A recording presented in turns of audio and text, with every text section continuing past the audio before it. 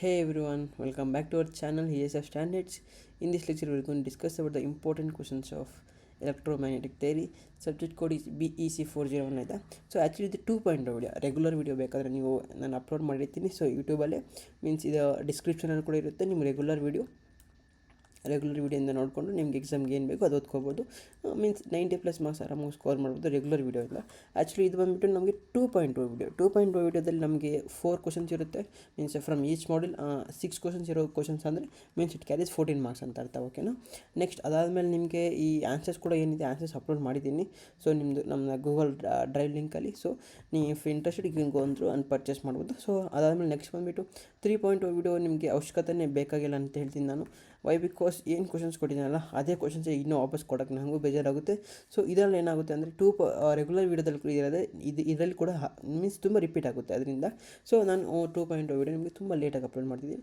Means compare to other ಬ್ರಾಂಚಸಲ್ಲೂ ನಿಮಗೆ easy ಇದೆ ಈ ಸಬ್ಜೆಕ್ಟು. ಸೊ ಅದರಿಂದ ಯಾಕಂದರೆ ನೀವು ಜಸ್ಟ್ 35 ಮಾರ್ಕ್ಸ್ 40 ಮಾರ್ಕ್ಸ್ ಬರೀ ನ್ಯೂಮರ್ಕ್ ಮೀನ್ಸ್ ಥಿಯರಿ ಪಾರ್ಟಿಂದನೇ ಅದು ಫಿಕ್ಸ್ ಕ್ವಶನ್ಸ್ ಅಂದರೆ ಬಂದುಬಿಡುತ್ತೆ ನಿಮಗೆ ಎಕ್ಸಾಮ್ ಈಸಿಯಾಗಿ ಪಾಸ್ ಆಗ್ಬೋದು. 40 ಮಾರ್ಕ್ಸ್ ಅಂತೂ ಪಕ್ಕ ಬಂದೇ ಬಿಡುತ್ತೆ.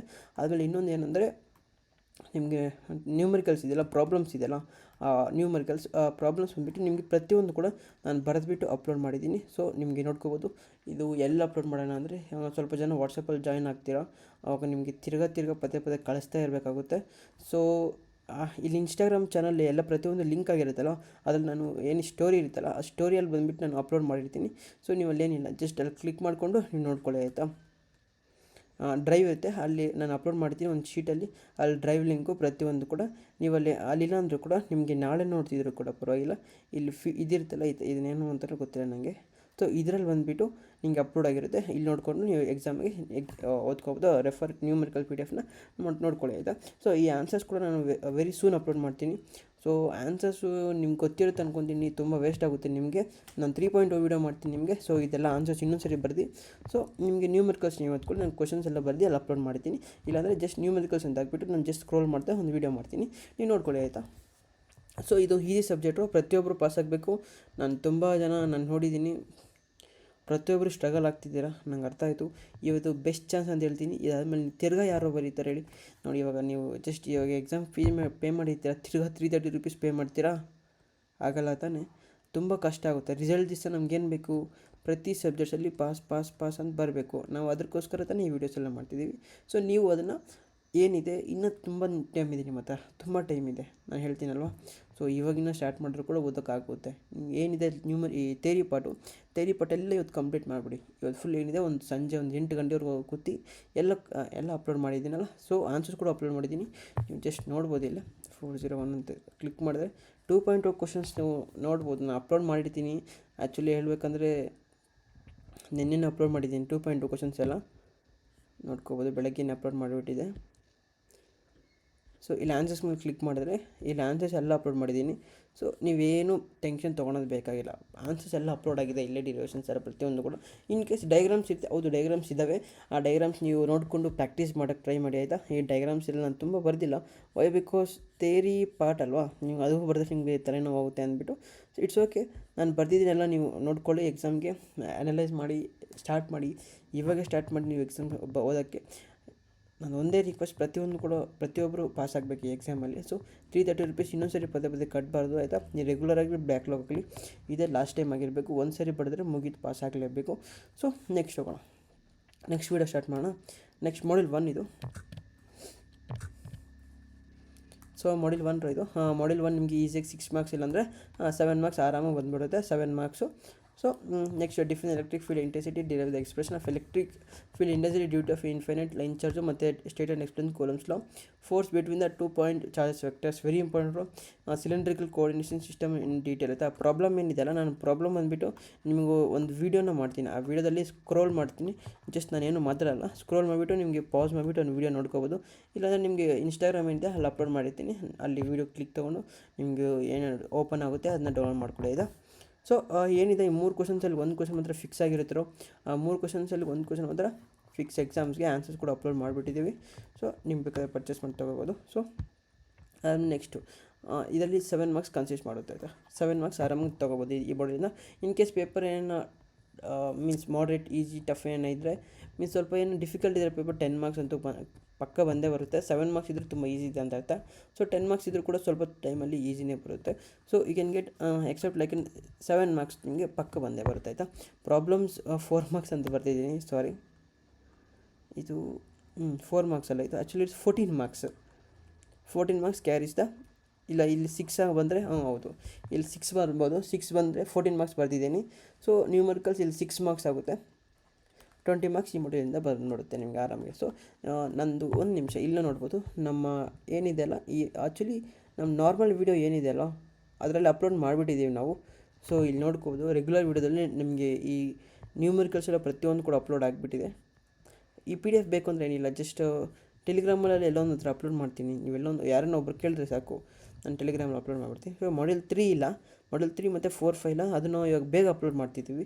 ಟೆನ್ಷನ್ ಏನು ತೊಗೊಳೋದು ಬೇಕಾಗಿಲ್ಲ, ಅಪ್ಲೋಡ್ ಆಗಿಬಿಟ್ಟಿದೆ ಆಲ್ರೆಡಿ. ಸೊ ನೋಡ್ಕೊಳ್ಳಿ ಆಯಿತಾ. ಸೊ ಇನ್ ದಿಸ್ 3 ಕ್ವಶನ್, ಒಂದು ಕ್ವಶನ್ ಅಂದರೆ ಫಿಕ್ಸ್ ಬಂದೇ ಬರುತ್ತೆ, ರಿಮೈನಿಂಗಲ್ಲಿ ನ್ಯೂಮರಿಕಲ್ಸ್ ಬರುತ್ತೆ. ಸೊ ನೆಕ್ಸ್ಟ್ ಮಾಡ್ಯೂಲ್ 2 ಹೋಗೋಣ. ಸೊ ಮಾಡ್ಯೂಲ್ 2 ಹೋಗಿ ನಾವು ಮುಂಚೆ ಒಂದೇ ಹೇಳ್ತೀನಿ, ಇವತ್ತು ನೀವು ಈ ವಿಡಿಯೋ ನೋಡ್ತಾ ಇದ್ದೀರ ಅಂದರೆ ನಿಮ್ಗೆ ಏನೋ ತುಂಬ ಹೆಲ್ಪ್ ಆಗ್ತಿದೆ ಅಂದ್ಕೊತಿದ್ದೀನಿ.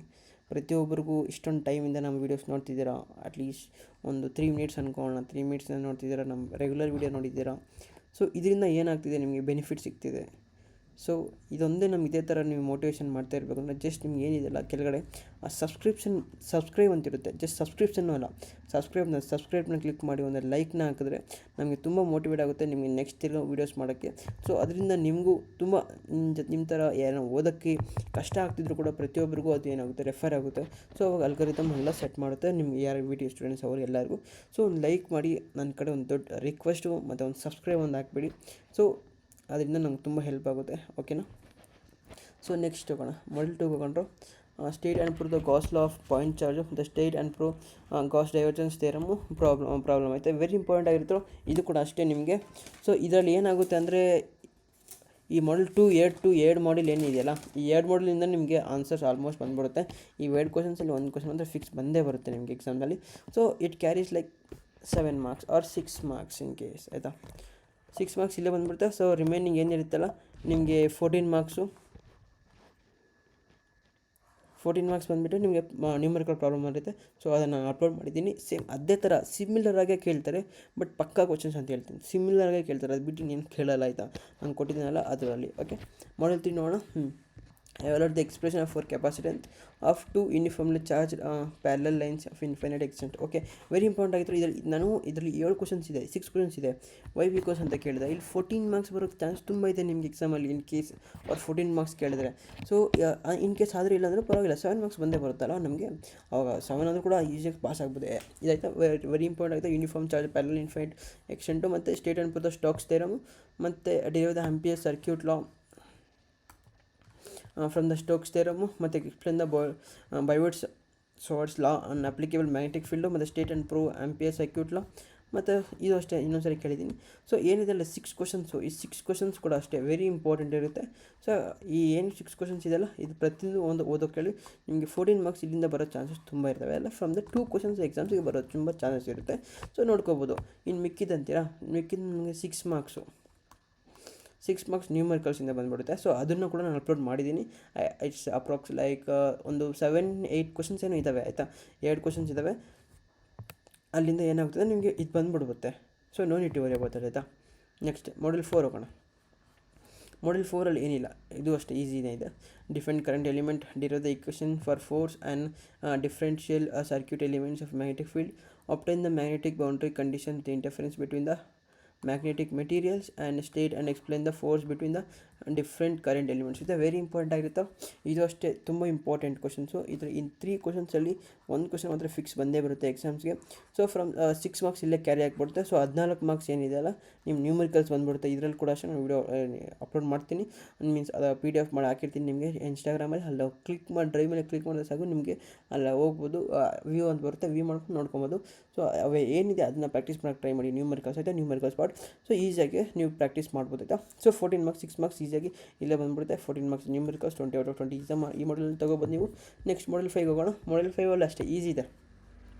ಈ ಫ್ಯಾರಡಾಸ್ ಲಾ ಏನಿದೆ ವೆರಿ ಇಂಪಾರ್ಟೆಂಟ್ ಕ್ವಶನ್ ಆಯಿತು. Explain Faraday's law of electromagnetic induction, the modified Ampere's law of the Maxwell time varying fields, ಮತ್ತು state and prove Poynting theorem of an uniform plane waves, list Maxwell's equations. ಇದು ಅಷ್ಟು ಇದೊಂದು ಓದ್ಕೋಬೇಡ್ರು. Study fields ಮತ್ತು time varying fields ಮತ್ತು in point form, integral form very important ಆಯಿತಾ. Problem ಅಂತೀರಾ ಇದರಲ್ಲಿ state and prove the Poynting's theorem very important ಇರುತ್ತೆ. ಸೊ ಅದೇನು ಬೇಕಾಗಿಲ್ಲ ಆಯಿತಾ. ಸೊ ಏನಿದೆಲ್ಲ 4 ಕ್ವಶನ್ಸಲ್ಲಿ 1 ಕ್ವಶನ್ ಮಾತ್ರ ಫಿಕ್ಸ್ ಇರುತ್ತೆ ನಿಮ್ಮ ಎಕ್ಸಾಮ್ ಬಂದುಬಿಟ್ಟು. ಸೊ ನ್ಯೂಮರಿಕಲ್ ಪ್ರಾಬ್ಲಮ್ ಬಂದುಬಿಟ್ಟು 6 ಮಾರ್ಕ್ಸ್ ಅಲ್ಲ 14 ಮಾರ್ಕ್ಸ್ ಬರೋ ಚಾನ್ಸ್ ತುಂಬ ಆಯಿತಾ. ಸೊ ಇನ್ ಕೇಸ್ ಅದು ಇದಕ್ಕೆ ಈ ಕಡೆ ಬಂದರೂ ಕೂಡ 5 ಕ್ವಶನ್ಸ್ ಇದಾವಲ್ಲ ನಿಮಗೆ.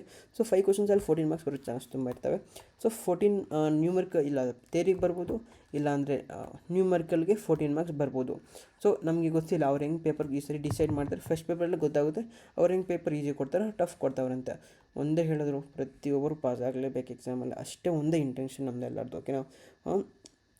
ಪ್ರತಿಯೊಬ್ಬರು ಪಾಸ್ ಮಾಡಿ, ಈ ಎಕ್ಸಾಮ್ ತುಂಬ ಈಸಿ ಇದೆ. ಸೊ ನಿಮಗೆ 6 ಮಾರ್ಕ್ಸಲ್ಲಿ 14 ಮಾರ್ಕ್ಸ್ ಬರೋ ಚಾನ್ಸಸ್ ತುಂಬ ಇರ್ತವೆ. ಆಲ್ಸೋ 7 ಮಾರ್ಕ್ಸು ನೀವು ಥಿಯರಿಯಿಂದ ಬರೋದು ಚಾನ್ಸಸ್ ಇರುತ್ತೆ. ನ್ಯೂಮರಿಕಲ್ಸ್ ಕೂಡ ಬರ್ಬೋದು 14 ಮಾರ್ಕ್ಸು, ಇಲ್ಲ ನ್ಯೂಮರಿಕಲ್ 7 ಮಾರ್ಕ್ಸ್ ಕೂಡ ಬರ್ಬೋದು. ಇಟ್ಸ್ ಹೇಳೋಕ್ಕಾಗಲ್ಲ ಇದು ಏನು ಯಾವ ಥರ ಬರ್ಬೋದು ಅಂತ. ಈ ಮಾಡಿ 20/20 ಮಾತ್ರ ಪಕ್ಕ ತೊಗೋಬೋದು ಎಕ್ಸಾಮ್ಸ್ಗೆ ಆಯಿತಾ. ಸೊ ಇಷ್ಟ ಆಗಿತ್ತಿರೋ ವಿಡಿಯೋ. ನೀವು ಒಂದೇ ಹೇಳ್ತೀನಿ, ಸ್ಟಾರ್ಟ್ ಮಾಡಿ ಇವಾಗ. ಯಾರನ್ನ ಸ್ಟಾರ್ಟ್ ಮಾಡಿ ಅಂದರೆ ಈ ವಿಡಿಯೋನ ಇವಾಗ ಸ್ಟಾರ್ಟ್ ಮಾಡಿ. ನಿಮ್ಗೆ ಎಕ್ಸಾಮ್ಗೆ ಏನಿದೆಯಲ್ಲ ಪ್ರತಿಯೊಂದು ಕೂಡ ನಾನು ಅಪ್ಲೋಡ್ ಮಾಡಿದ್ದೀನಿ. ನೀವು ಜಸ್ಟ್ ಏನಿಲ್ಲ ಓದೋದು ಸ್ಟಾರ್ಟ್ ಮಾಡಬೇಕು ಅಷ್ಟೇ, ಇನ್ನೇನು ಇಲ್ಲ. ನೀವು ಓದೋದು ಸ್ಟಾರ್ಟ್ ಮಾಡಬೇಕು, ಮತ್ತು ಇನ್ನೊಂದು ಕನ್ಸಿಸ್ಟೆನ್ಸಿ ಇರಬೇಕು. ಇವತ್ತು ಒಂದೇ ದಿವಸ ಇದೆ, ಟೈಮ್ ವೇಸ್ಟ್ ಮಾಡಬಾರ್ದು, ಓದೋದ ಮೇಲೆ ಗಮನ ಇಡಬೇಕು. ಅಷ್ಟು ಬಿಟ್ಟರೆ ನೀವು ಎಕ್ಸಾಮಲ್ಲಿ ನಾಳೆ ಅಂತೂ ಪಕ್ಕ ಪಾಸ್ ಆಗೇ ಆಗ್ತೀರ, ಇದು ನನ್ನ ಗ್ಯಾರಂಟಿ ಅಂತ ಪಕ್ಕ ಹೇಳ್ತಿದ್ದೀನಿ. ಸೊ ಸ್ಟಾರ್ಟ್ ಮಾಡಿ ಇವಾಗ. ಆಲ್ ದ ಬೆಸ್ಟ್ ಮಗಳ, ಆಲ್ ದ ಬೆಸ್ಟು. ಎಕ್ಸಾಮ್ ಚೆನ್ನಾಗಿ ಮಾಡಿ. ನಿಮ್ಗೆ ಏನೇ ಬೇಕಾದರೆ ಕಮೆಂಟ್ಸಲ್ಲಿ ಹಾಕಿರಿ.